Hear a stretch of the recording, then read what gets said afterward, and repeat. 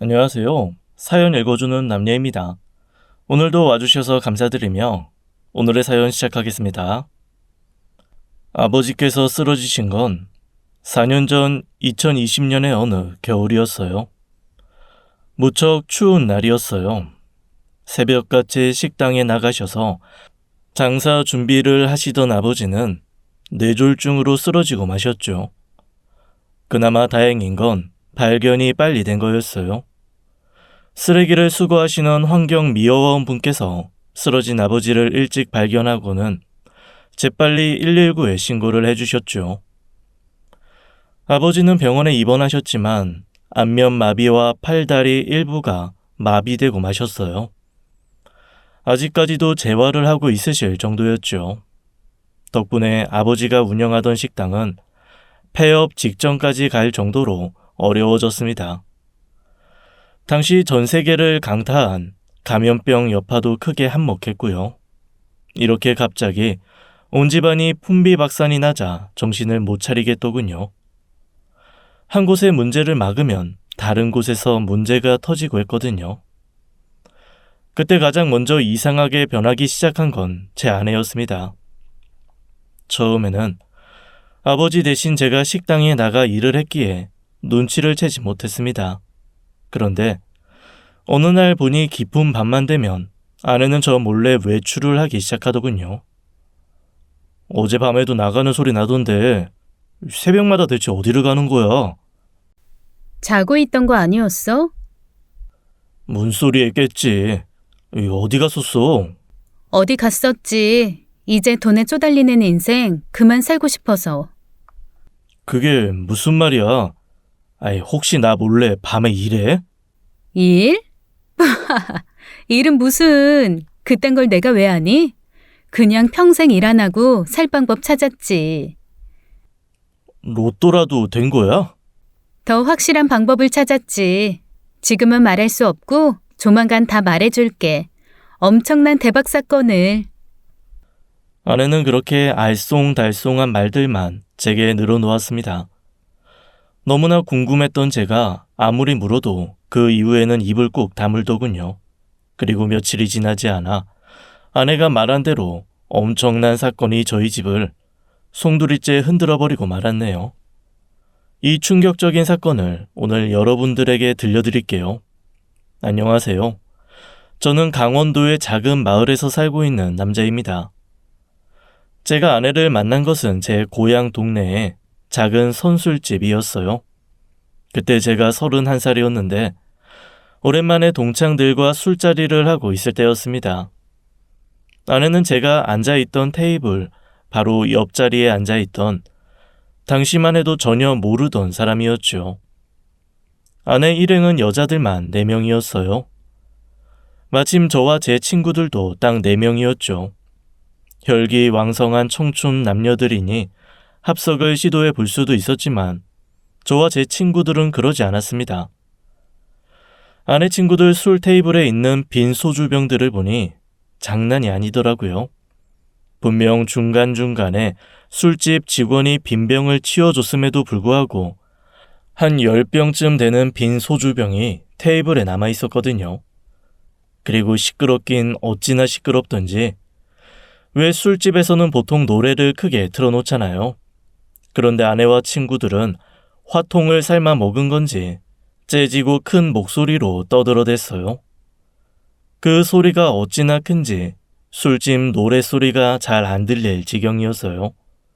그래서 저와 친구들은 고개를 절레절레 흔들며 다른 술집으로 자리를 이동하자고 말하는 상황이었죠. 그리고 자리를 일어서려는 그 찰나 제 아내와 눈이 딱 마주쳤습니다. 야, 아까부터 뭐라고 꿍시렁거리면서 꼬라보냐? 제가 한 덩치를 합니다. 그래서 살면서 남자들한테도 시비를 먼저 당해본 적이 없었어요. 그런데 키 160cm도 안 될 것 같은 쪼만한 여자애가 먼저 시비를 거니 새삼 황당하고 새롭대요. 그쪽 안 쳐다봤어요. 안 보긴 뭘 안 봐. 왜, 예쁘냐? 저도 모르게 실소가 터지더군요. 솔직히 안 예뻤거든요. 화장한 작은 나무늘보같이 생겼어요. 웃어? 너 일로 와봐. 조용히 술 드시고 집에 가서 얌전하게 잠이나 자요. 험한 세상에 괜히 시비 걸지 말고요. 그러다가 큰일 나요. 진심 어린 충고까지 해줬죠. 그러자 아내가 비틀거리며 일어서더니 제게 걸어오더라고요. 오는 길에 테이블 위에 있던 빈 소주병들까지 와장창 쓰러뜨리면서요. 저야 뭐 잘못한 게 없으니 당당했죠. 그렇게 제 앞에 온 아내가 어떻게 했는지 아세요?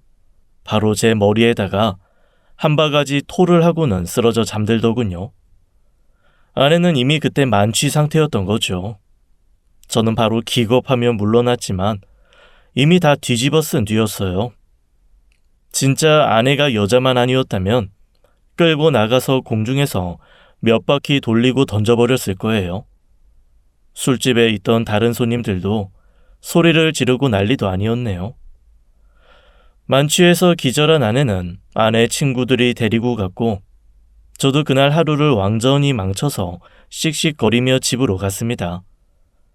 제겐 악몽 같은 하루였죠.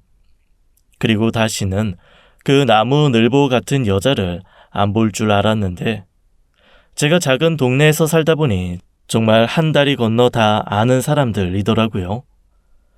알고 보니 아내는 제 친구 여동생의 친구더라고요. 술집 사건 이후 정확히 일주일 만에 아내를 다시 만났습니다. 친구 집에 놀러 가서요.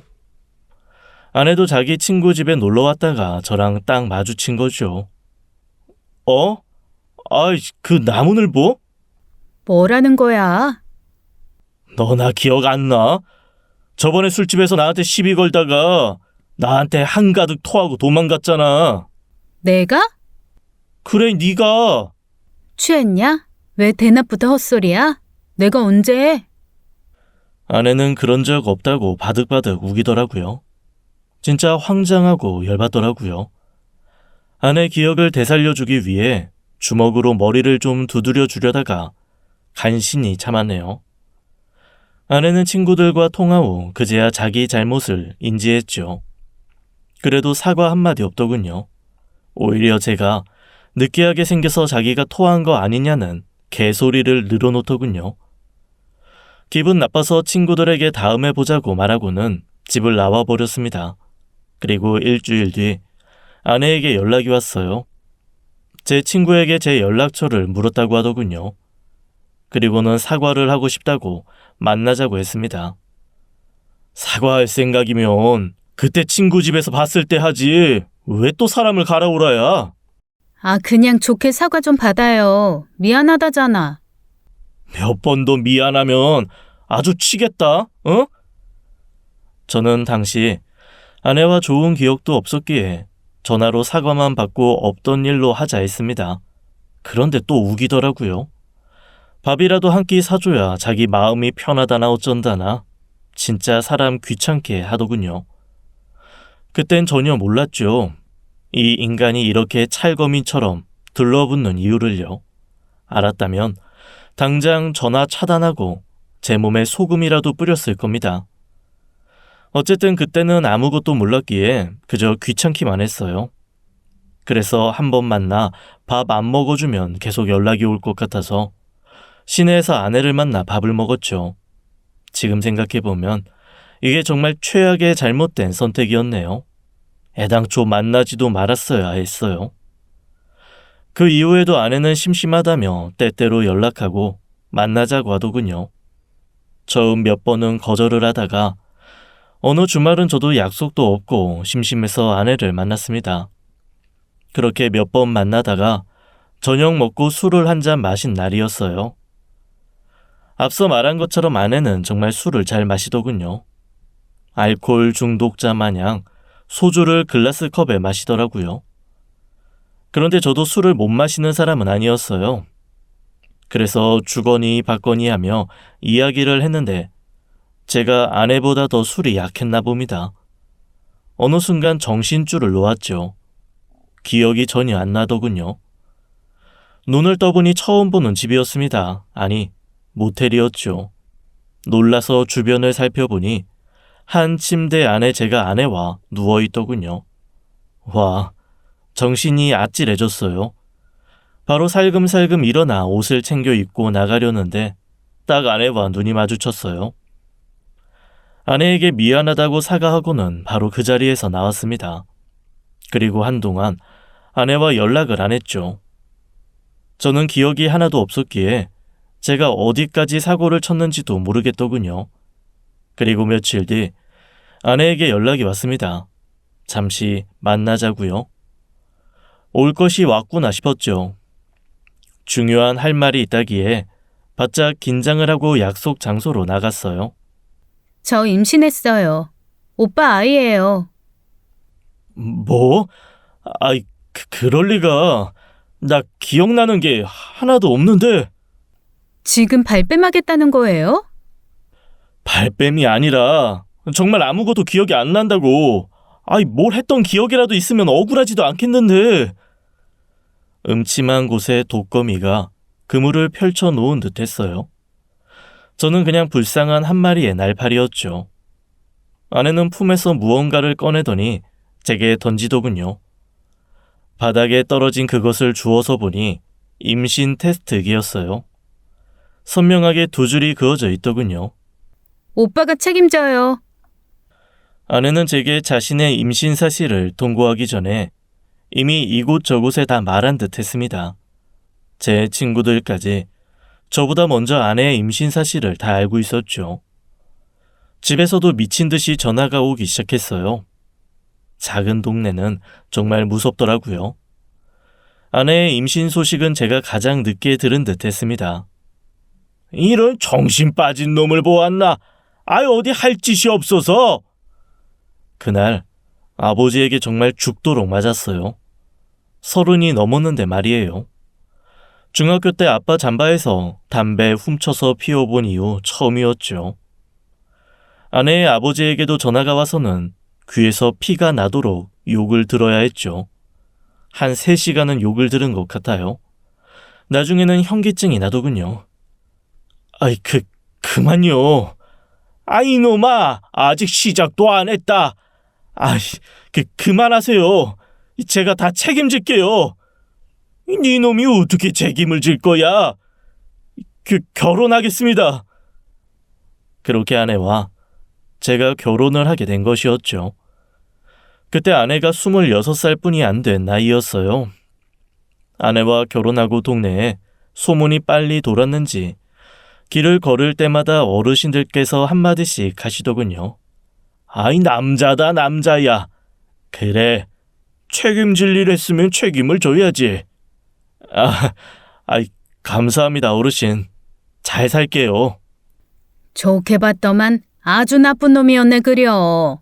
속에는 눈구렁이가 1000마리는 들어있어서는 아니 술 먹이고 그 처자 잡아들였다며? 때가 어느 땐데. 그게 제가 잡아뜨린 건 아니고. 됐다 이놈아, 썩을 놈. 좋게 말씀해 주시는 분들도 있으셨지만 쓴소리를 한마디씩 해주시는 분들도 많았습니다. 그래서 결혼 초에는 회사 갈 일이 아니고는 집 밖을 잘 나가지도 않았죠.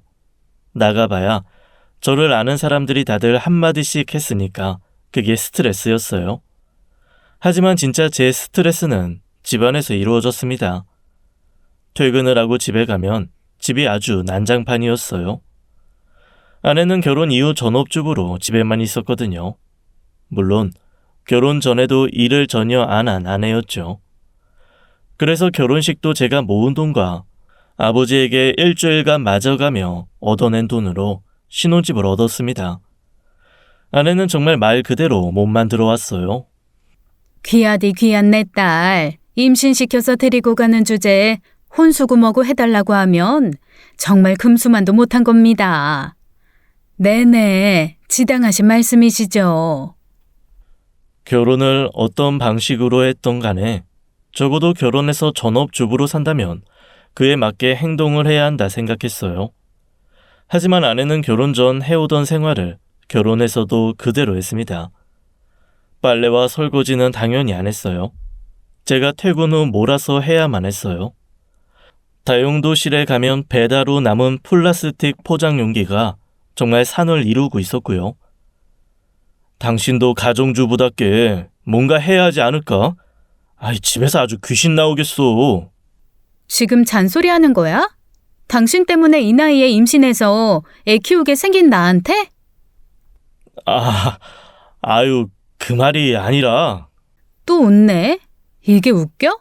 그리고 나 임산부야. 임산부한테 집안일을 시켜? 동네에 소문 좀 나봐야 정신 차릴래? 좋게 말해도 날카롭게 받아치니 할 말이 없더군요. 입만 열면 서로 간 싸움이 되니 그냥 입을 닫고 있을 수밖에요. 무엇보다 제가 죄인이었으니까요. 하지만 저는 정말로 그날 밤의 기억이 없었어요. 그러자 어느 날 누나가 입을 열더군요. 올케 뱃속의 아이가 정말 네 아이 맞아? 그러지 말고 친자 검사라도 한번 받아봐. 에이, 그걸 어떻게 말해. 가뜩이나 장인 어른이랑 장모님은 나만 보면 씹어먹고 싶어 하는 것처럼 바라보시는데 아마 친자 검사하자고 하면 나 생매장 하실걸? 너 올케 임신시킨 날 밤 기억 하나라도 나? 당연히 안 나지. 거봐. 그런데 어떻게 네 아이라고 확신해? 결혼이야. 네가 갑자기 하겠다고 해서 번갯불에 콩 구워 먹듯이 해치워서 내가 별말을 못했는데 올케가 하는 거 보니까 아무래도 안 되겠다. 그리고 무엇보다 내가 들은 얘기가 있어서 그래. 무슨 이야기? 자세한 건 알 거 없고 올케한테 한번 말해봐. 친자 검사에서 확실히 짚고 넘어가자고. 그게 부부 사이 믿음에도 좋은 거야. 내가 널 무척이나 의심하고 있으니 우리 친자 검사해볼래? 라고 말하는 건데 무슨 부부간의 믿음에 좋아. 됐어. 요즘 가뜩이나 맨날 싸우는데. 나도 수진이 말에 동의한다. 네 누나가 시키는 대로 한번 해봐. 저는 내키지 않았지만 결국 누나가 저희 집까지 찾아와 아내에게 말을 했어요. 아무래도 매일이 부부싸움인 저희 부부를 조용히 보고 있기에는 누나가 많이 답답했나 봅니다. 무엇보다 아주 나중에 누나에게 들은 이야기인데 누나가 동네에서 소문을 들었다고 합니다. 제 아내가 그렇게 술자리를 많이 다니고 이 남자 저 남자 어울리는 남자가 많다는 이야기를요. 제가 결혼 후 그 이야기를 누나 친구 중 한 명이 누나에게 해준 거였습니다. 제 아내 김미지는 남자 관계가 문란하기로 소문난 여자이니 조심하라고요. 아무래도 그것 때문에 누나가 제 아내를 의심한 것 같았어요. 친자 검사요? 형님, 지금 저 의심하세요? 지금 미치신 거? 미친 거 아니고 옳게 의심하는 것도 아니야. 그저 확실하게 하자는 거지. 싫어요. 안 해요. 뭐? 왜 안 해? 구린 거 없으면 안 할 이유가 없잖아. 구린 거요? 참나. 막말을 아무렇지도 않게 하시네. 그래요, 해요. 하자고요. 그런데 만약 검사에서 민준 씨 아이 맞으면 어떻게 하실 건데요? 곱게는 못 넘어가요. 그래, 내가 어떻게 해줄까? 차나 한 대 뽑아줘요. 차? 자동차? 네. 산부인과 검사 받으러 다니는 것도 힘들고 앞으로 아이 낳으면 차는 한 대 있어야 하니까요. 알았어요? 좋아. 국산 중형차 한 대 뽑아줄게. 됐지? 그렇게 아내는 뱃속의 아이 친자 검사를 하게 되었습니다. 저는 단순히 산부인과에 가서 검사를 하면 되는 줄 알았는데 국내에서는 태아 친자 검사는 안 해준다고 하더라고요. 그래도 다행히 해외에서 검사를 해준다고 하여 국내에 있는 대행 업체를 찾아 검사를 진행했습니다. 아내는 열이 잔뜩 받았는지 추가금까지 내며 스피드 검사를 요청하더군요. 그 모습에 누나가 좀 쫄았었죠. 그렇게 일주일 만에 검사 결과를 받을 수 있었어요. 그리고 결과는 누나가 상상한 그것이 아니었죠. 차 골라. 외제차도 될까요, 형님? 국산차라고 했잖아. 알았어요, 알았어. 아내 뱃속의 아이는 제 아이가 맞았습니다. 그래서 결국 누나는 아내에게 차를 한 대 뽑아주게 되었죠. 너 정말 그날 일 기억 하나도 안 나? 몇 번을 물어봐. 정말 한 개도 기억 안 난다고. 그러니까 내가 이상하다는 거야. 네 매형도 술 만취해서 들어오면 내가 막 유혹해도 절대 부부관계 못한다니까. 그냥 쓰러져서 기절해서 자는 거야. 그런데 네가 완전 만취했다면 올케가 무슨 수로 임신을 해? 당연히 올케가 널 덮친 거겠지. 아이, 그런가? 결혼한 사람들한테 다 물어봐. 인사불성인 사람이 무슨 여자를 덮쳐? 내가 볼 때 분명 올케가 널 덮친 거야. 그런데 자기가 피해자인 것 마냥 에휴, 네 결혼 생활 이제 네가 알아서 해. 난 몰라. 누나와의 그 사건 이후 집에서 제 입지는 더 줄어들어 있었습니다. 다행히 누나의 친자 검사 요청을 장인 장모님께서는 모르시는 듯 했어요. 엄마 아빠한테는 내가 말 안 했어. 말하면 속상해 하실 테니까. 무엇보다 당신 입장도 난처해질 테니 내가 입 다물어 준 거야. 고맙게 생각하고 이제 나한테 잘해. 알았어? 그래, 고마워. 내가 할 말이 없네. 더 잘할게. 형님이 저러시는 이유 생각해봤는데 나도 잘못이 많이 있는 것 같아. 결혼을 했으면 나도 책임감을 가졌어야 했는데 갑자기 임신을 하고 진행된 결혼이라 그런 걸 가질 여유가 없었나 봐. 나도 미안해. 그러니까 우리 이제 서로 잘하자. 아내가 저렇게까지 말해주니 고마웠어요. 그래서 이렇게 된 거 좋은 부부로 백년해로하며 잘 살아보자고 다짐했죠. 그날 이후 야근할 일이 있으면 나서서 했어요. 외벌이로 아이를 키워야 하니 출산 전까지 최대한 벌어보자는 심정이었죠. 그리고 야근이 없을 때는 집으로 달려가 아내를 살펴주었고요. 집 청소도 하고 밀린 설거지도 할 생각이었는데 웬걸요? 아내가 이미 다 해두고 집이 반짝반짝 깨끗해져 있었죠. 제가 노력하는 만큼 아내도 노력하는 모습들이 보였습니다. 이맘때 우리 부부는 사이가 가장 좋았어요. 그래서 속으로 생각했죠. 서로 열렬히 사랑해서 진행한 결혼은 아니지만 이렇게 서로를 맞춰가며 산다면 누구보다 잘 맞는 부부가 될 수 있지 않을까 하고요. 왜 옛날 어르신들은 첫날 밤이 되어서야 비로소 서로의 얼굴을 확인하고도 잘 살았다면서요. 그리고 무엇보다 제 아내를 더 좋게 본 계기가 있었어요. 바로 저희 부모님에게 아내가 무척이나 잘했습니다. 일단 엄마는 아내에게 말은 안 했지만 미안한 마음을 가지고 있었대요. 일전에 누나가 친자 검사 이야기를 꺼냈을 때 엄마가 나서서 누나에게 힘을 실어준 것이 못내 마음에 걸렸던 것이었죠. 어린 며느리 임신시켜서 데리고 와놓고는 그런 생각을 한 자신이 너무 나쁘게 느껴졌다고 했습니다.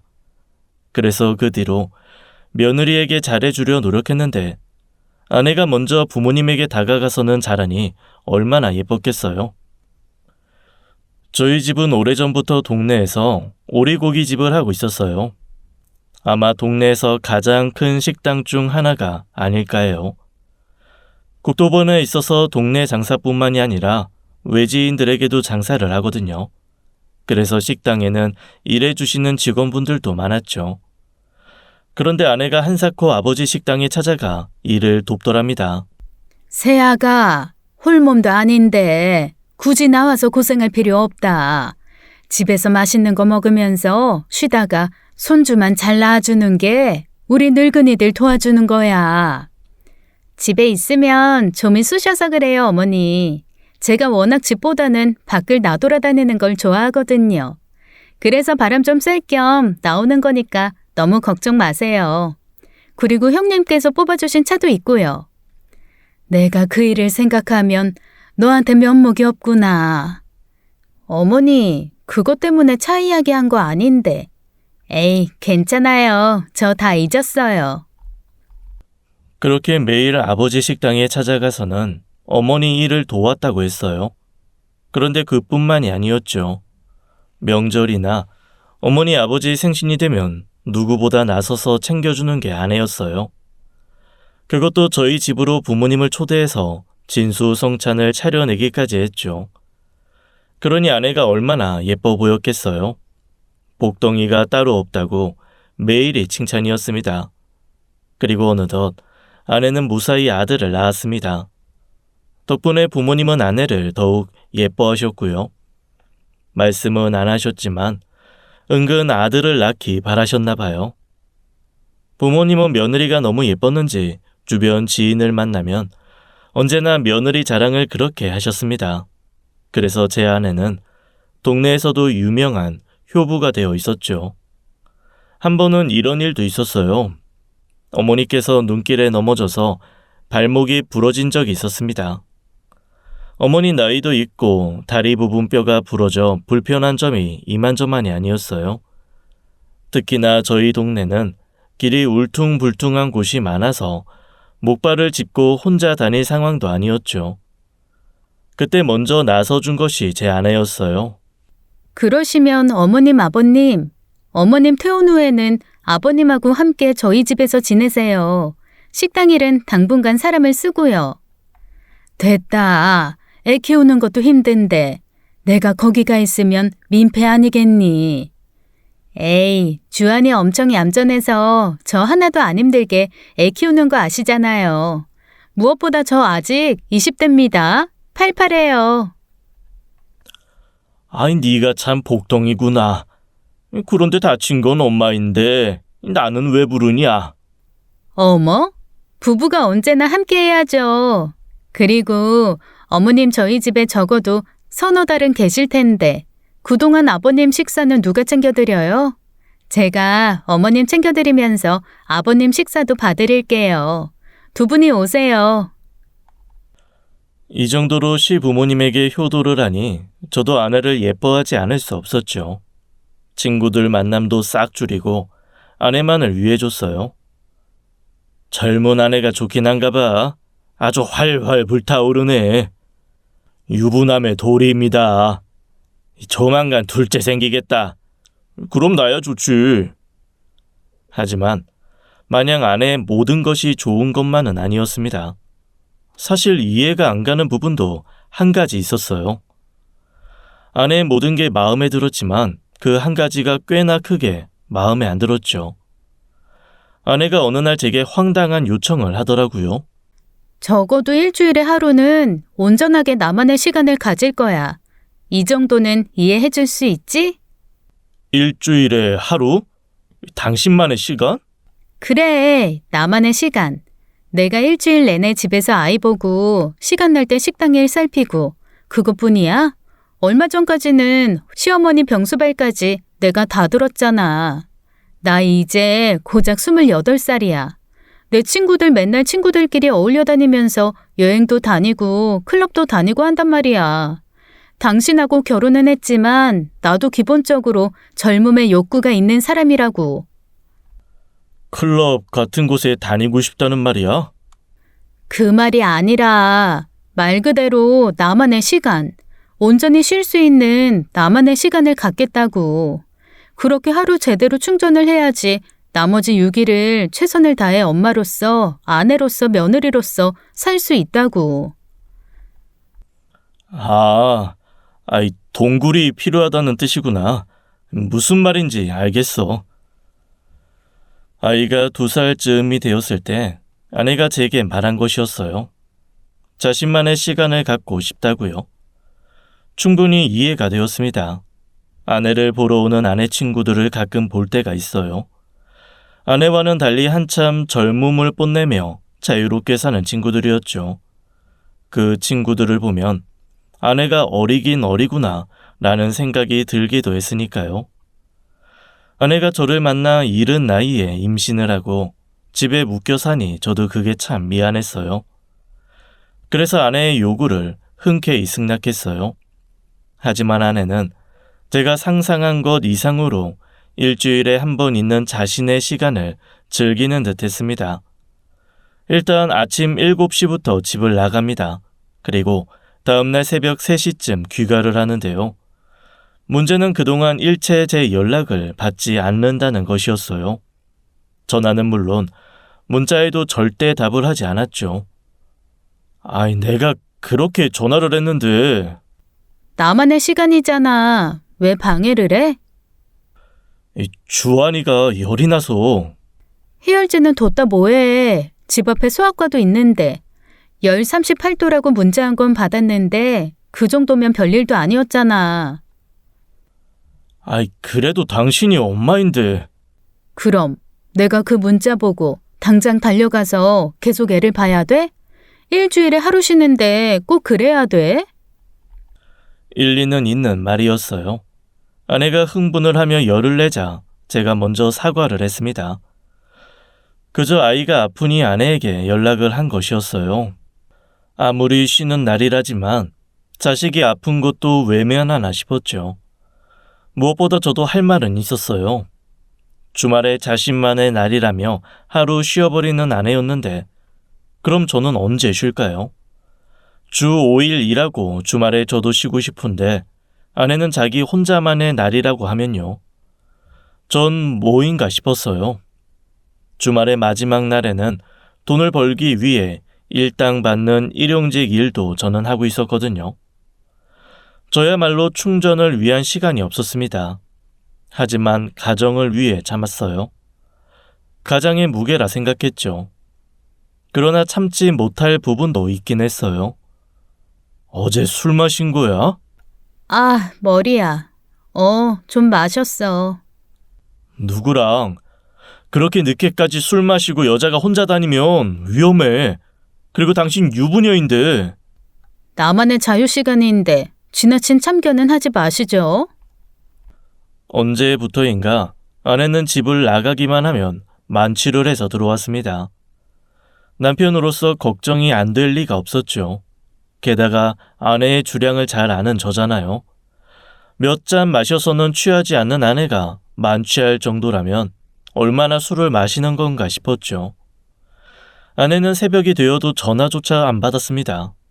뭐, 내가 밖에서 헛짓거리라도 할까봐 의심하는 거야? 저번에 친자 검사 사건 잊었어? 자꾸 그렇게 의심하면 의처증이다. 말 좀 가려서 해. 의처증이라니. 자기 아내가 밤새도록 술 마신다고 연락도 안 되면 당연히 걱정되는 거 아니겠어? 그러니까 자유시간을 갖더라도 연락이 되면 얼마나 좋아. 집에서도 걱정 안 하고. 내가 집안일을 못해? 아이를 못 키워?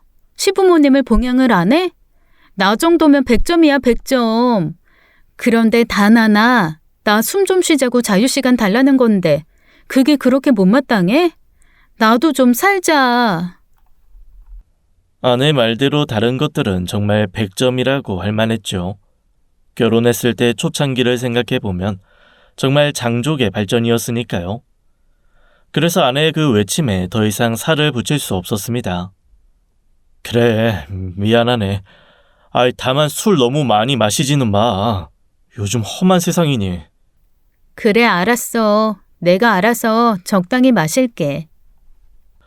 그날의 작은 다툼에서 저는 또 두 손을 들었어요.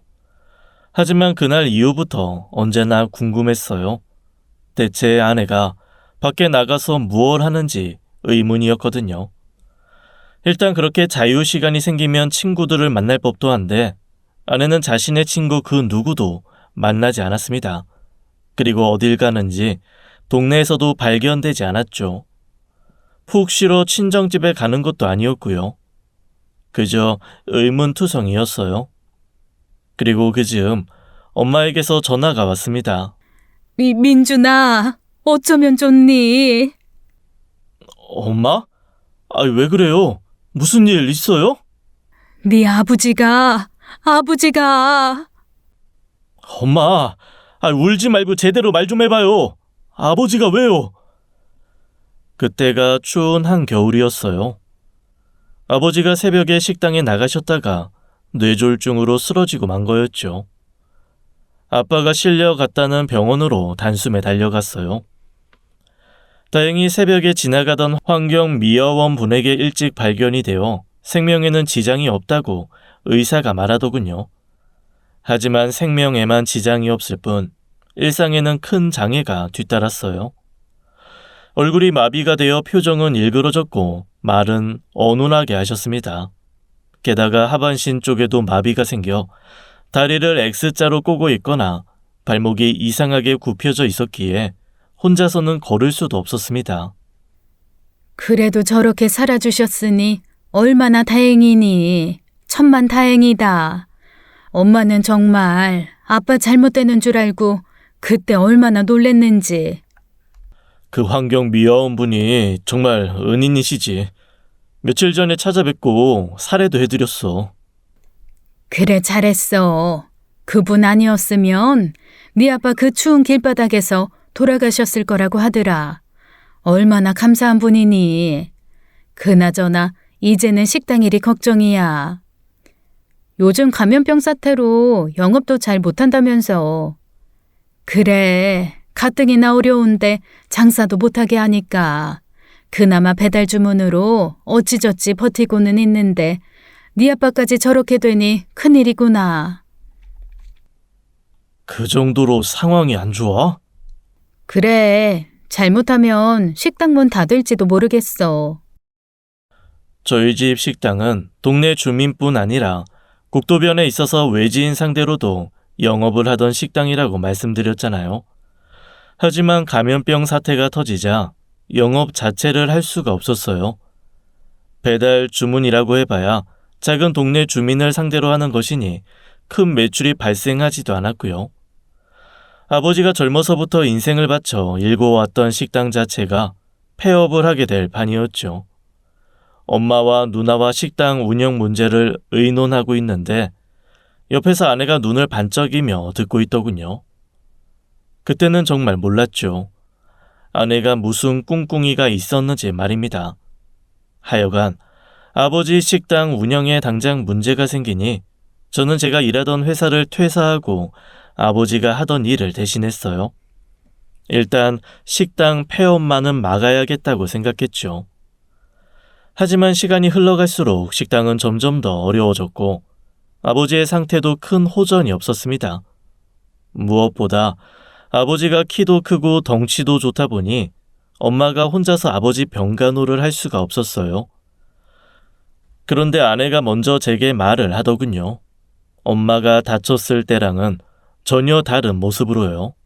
아버님, 나한테 맡길 생각 죽어도 하지 마.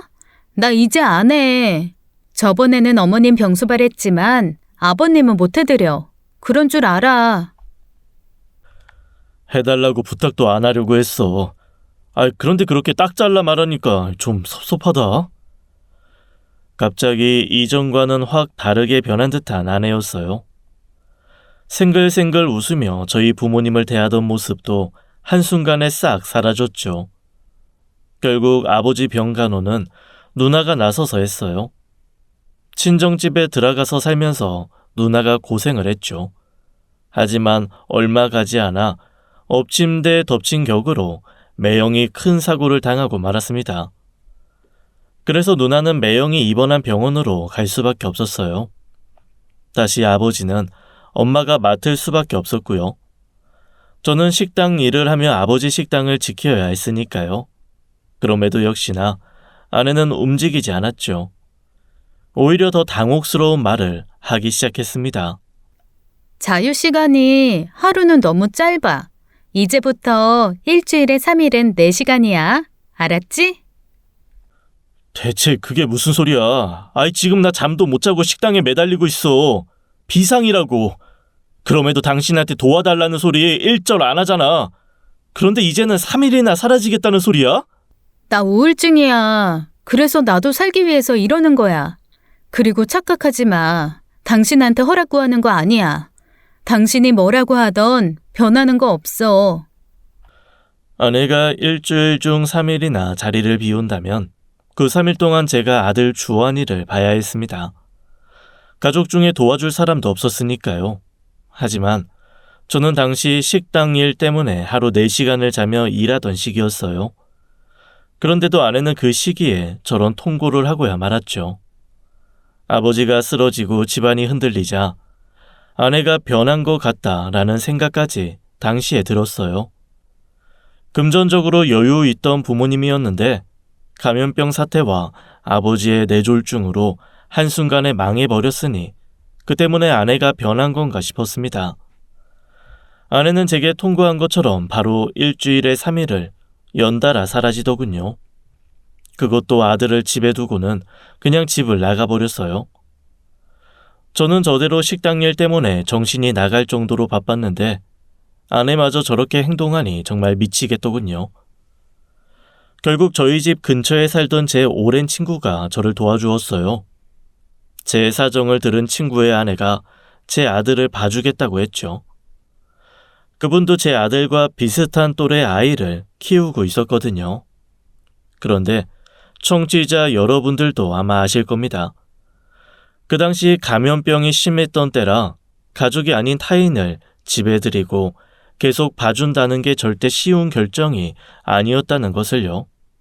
정말 그때 당시에는 엎드려 절이라도 하며 감사하다고 하고 싶었어요. 아내는 그렇게 우울증을 주장하며 3일을 내리 놀러 다니기 시작했죠. 우리 부부 사이는 그 어느 때보다 멀어져만 갔습니다. 아내를 이해해 보려 했지만 그럴 수가 없었어요.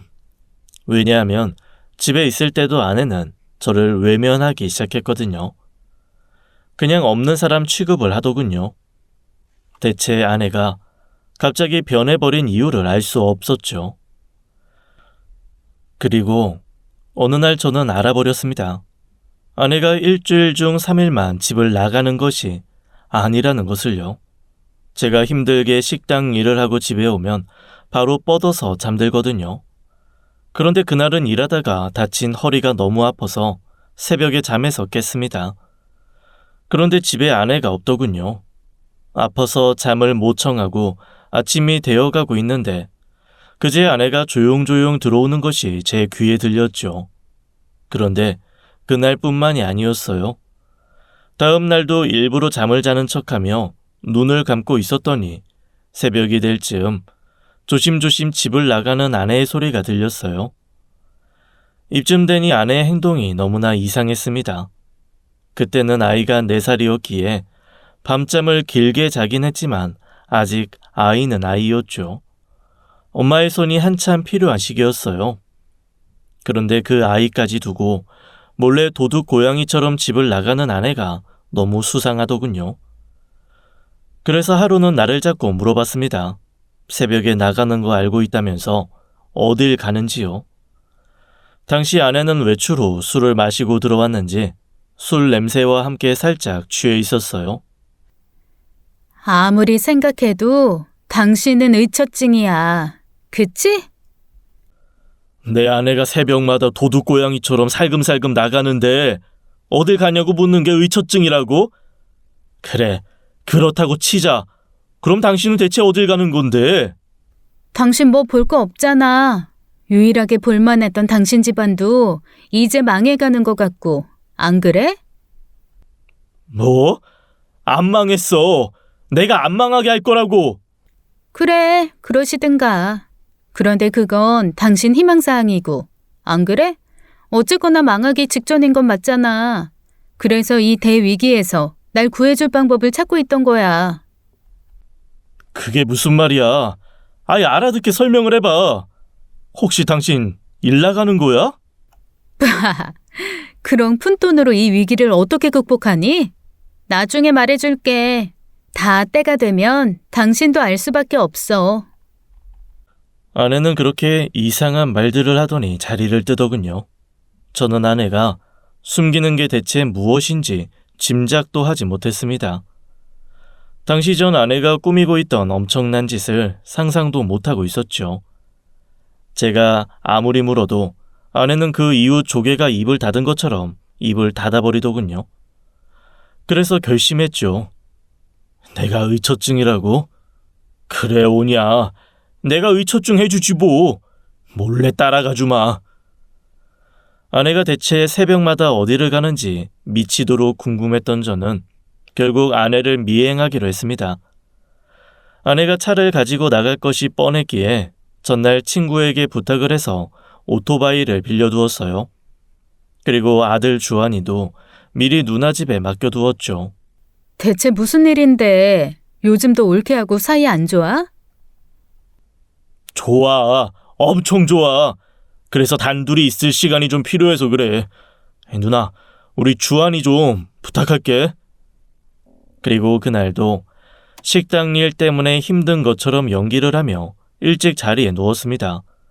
코 고는 소리도 내면서요. 아내도 참 어지간하더군요. 자기 아들이 집에 없는데 궁금해하지도 않았습니다. 아들이 누나 집에서 있고 싶어 해서 하루 맡겨두었다는 변명까지 준비해뒀는데 말이죠. 그리고 밤 12시쯤이 되자 아내가 조심스럽게 집을 나서는 소리가 들렸어요. 문이 닫히고 엘리베이터가 우리 집 층에 왔다는 소리가 날 즈음 저도 침대에서 일어났죠. 그리고 냅다 아파트 계단을 뛰어내려갔어요. 1층에 도착하니 아내 차가 빠지는 게 보였죠. 저도 미리 준비해둔 친구 오토바이에 올라타 아내를 따라갔습니다. 가는 동안 5만 가지 생각이 다 들더군요. 하지만 그 중에 가장 크게 든 생각은 딱 하나였어요. 아내의 외도였죠. 그것 외에는 생각날 게 없었습니다. 좋아, 김미진. 내가 제대로 엎어주마. 아내는 차를 몰아 한참을 달리더군요. 그렇게 아내가 도착한 곳은 옆 동네 외곽에 있는 모텔이었습니다. 흔히들 러브 호텔이라고 불리우는 그런 곳이었죠. 아내가 그곳에 주차를 하자 제 우려가 현실이 되어가는 것이 느껴지더군요. 화도 나지 않았어요. 이미 마음의 정리는 끝나 있는 상태였거든요. 그저 최종 확인 차원에서 아내를 미행한 것이었죠. 무엇보다 상대 남자가 누군지 무척이나 궁금하더군요. 아내는 모텔에 도착한 후에도 한참 차에서 나오지를 않았습니다.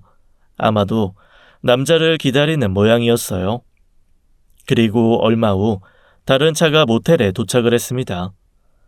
이어서 차에서는 어떤 남자가 내렸고 아내는 그 남자를 기다렸다는 듯이 신나서 차에서 내리더군요.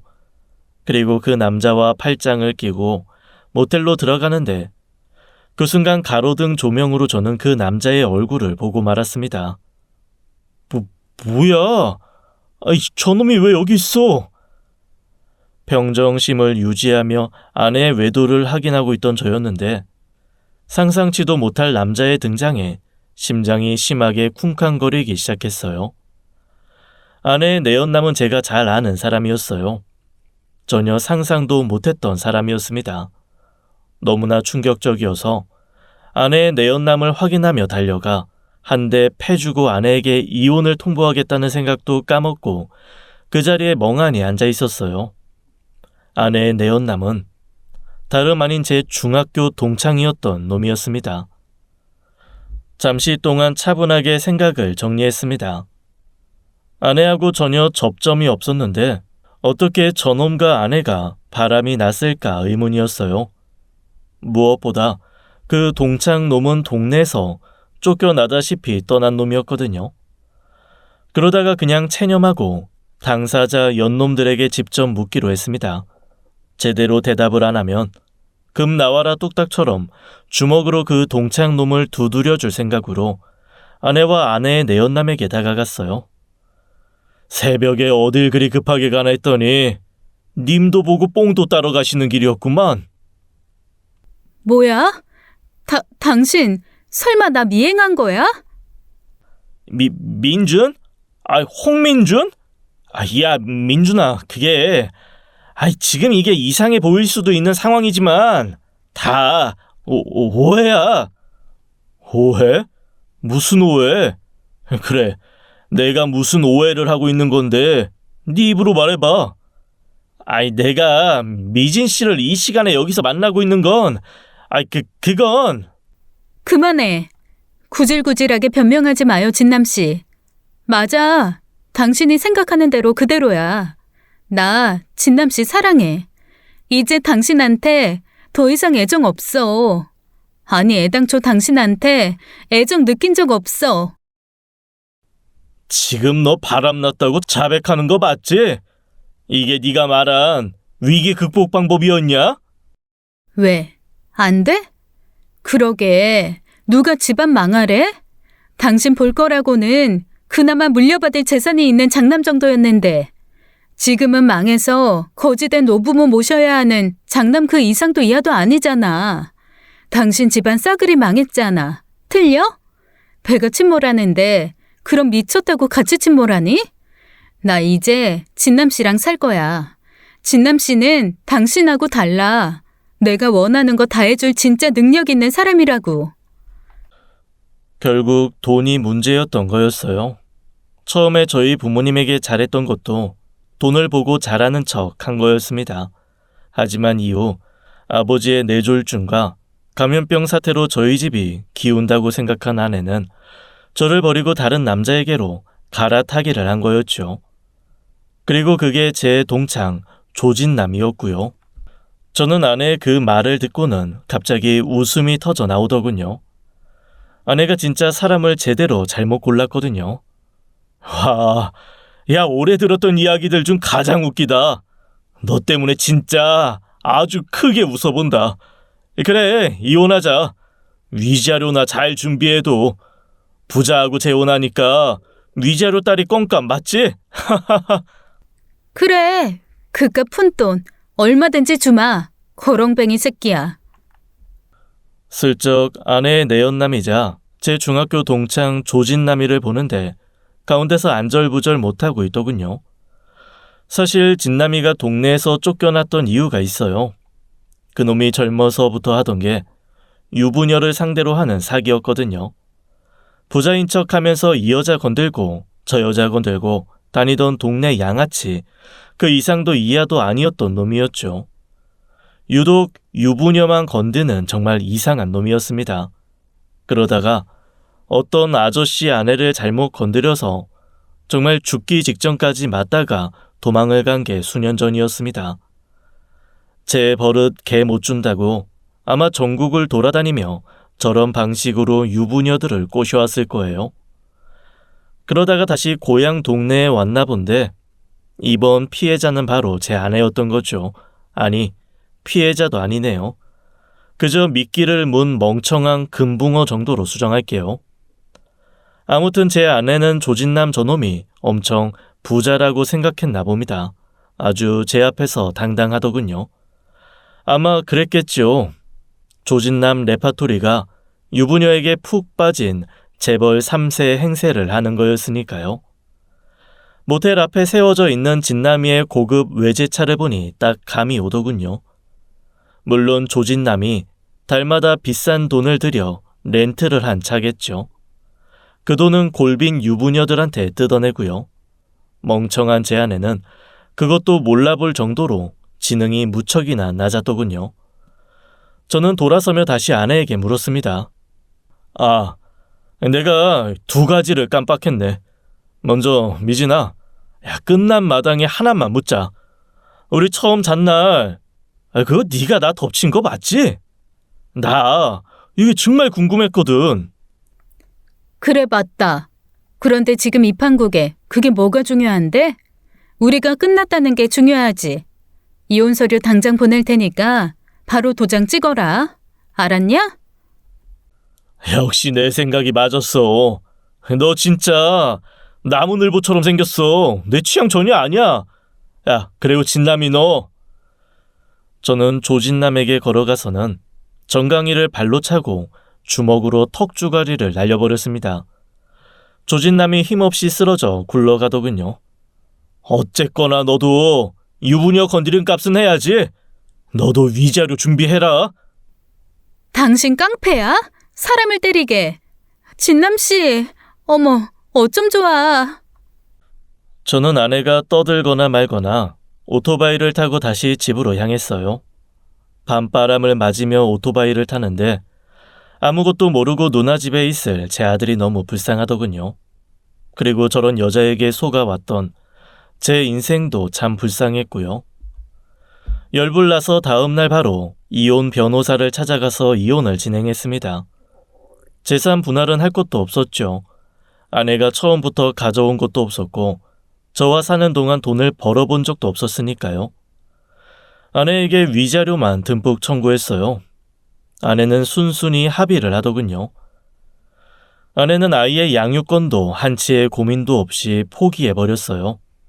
어차피 목적을 가지고 임신을 했던 아내였으니 사용 용도가 끝나버린 것처럼 아이조차 냅다 팽개쳐버리더군요. 그 모습이 정말 너무나 역겹게 느껴졌죠. 그래서 저는 우리 이혼의 이유를 주변 사람들에게 공개를 해버렸어요. 아내가 어떤 짐승 같은 인간인지 다들 알아야 했으니까요. 역시나 작은 동네이다 보니 아내의 모든 지인들에게 소문이 퍼지는 것도 빠르더군요. 하지만 아내는 아랑곳하지 않았습니다. 아마도 조진남 그놈이 자기 인생을 책임져 줄 거라고 아주 확실하게 믿고 있었나 봅니다. 이제 너 알던 사람들도 다들 네가 어떤 여자인지 알게 됐는데 넌 조금도 부끄럽지도 않나 봐. 어쩌라고. 전혀. 어차피 이제 평생 볼 일 없는 사람들인데. 나 진남 씨랑 하와이 가서 살 거야. 당신 같은 패배자들은 오기도 힘든 곳이지. 안 그래? 하하. 거기에서 살 건데 일단 촌동네 소문이 뭐가 무서울까나? 아내는 정말 조진남을 믿더군요. 그래서 자신의 평판이 박살나도 아내의 친부모가 사람이 어떻게 그럴 수가 있냐고 아내를 버리려고 해도 그녀는 울지 않았죠. 하지만 얼마 안 가 아내는 자신의 생각이 얼마나 어리석었는지 아주 크게 깨닫게 되었습니다. 딱 한 달 뒤 제 아내 김미진은 길바닥에 주저앉아 펑펑 울 수밖에 없었어요. 일이 커지기 시작하자 조진남이 제 아내 김미진을 두고 도망을 가버렸거든요. 당신 다 알고 있었지? 그 자식 사기꾼인 거 다 알았지? 유명한 놈이야. 유부녀 킬러로 유명하거든. 그런데 왜 말 안 해줬어? 대체 나한테 왜 말 안 해줬냐고. 내가 왜? 네가 그 놈한테 당하든 인생 막장으로 가든 내 알바냐? 그리고 위자료 잘 준비해. 그리고 아이 양육비도 매달 잘 준비하고 하루라도 늦으면 내용 증명 날아가고 이어서 소장도 날아갈 거야. 그래도 늦어지면 네가 가진 모든 통장 압류 신청할 거고 인생 제대로 피곤해지게 만들어줄게. 내가 그 돈이 어딨어. 몇 푼 모아둔 것도 다 조진남 그 새끼가 가지고 도망갔단 말이야. 나 진짜 한 푼도 없는 거지라고. 내가 알 바냐고. 분명 말했다. 하루라도 늦어지면 어떻게 되는지. 제발 그러지 마. 예정을 생각해서. 당신 그렇게 나 벼랑 끝으로 내몰면 나 어떻게 될지도 몰라. 내 알 바 아니야. 그렇게 저는 아내와 이혼을 했습니다. 아내는 사람들에게 손가락질을 당하는 고향 동네가 불편했는지 어느 날 아무도 아는 곳이 없는 지역으로 도망가듯 이사를 가버렸어요. 제게 빌면서 했던 말처럼 죽지는 않는 것 같았어요. 살아는 있는 것 같았습니다. 제 경고가 무서웠는지 다달이 제게 돈을 보내고 있거든요. 아내와 이혼을 하고 감염병 사태도 잠잠해졌어요.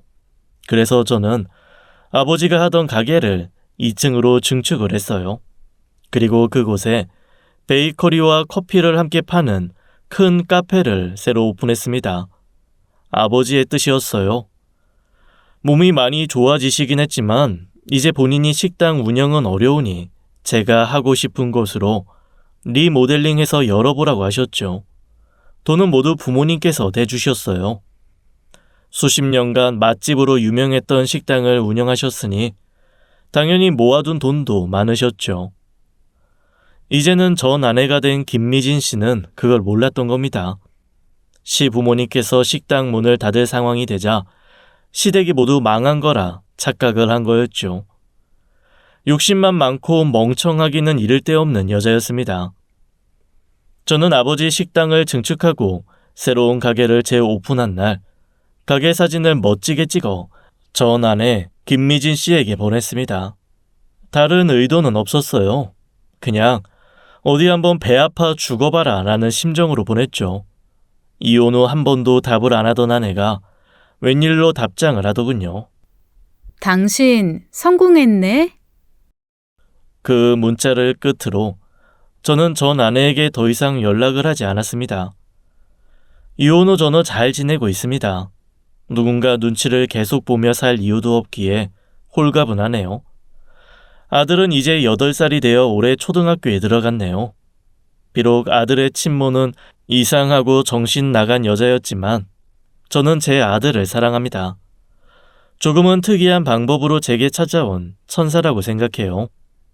조카가 본격적으로 엄마의 손길이 필요하다며 누나는 계속 좋은 사람이 있다고 저를 엮으려고 하곤 합니다. 하지만 아직은 재혼의 생각이 없기에 거절을 하고 있습니다. 또 하나요. 언젠가 누군가 정말 좋은 인연이 제게 다가올지요. 지금까지 사연 읽어주는 남녀였습니다. 끝까지 함께 해주신 여러분 감사드리며 저희는 다음 사연으로 돌아올게요. 감사합니다.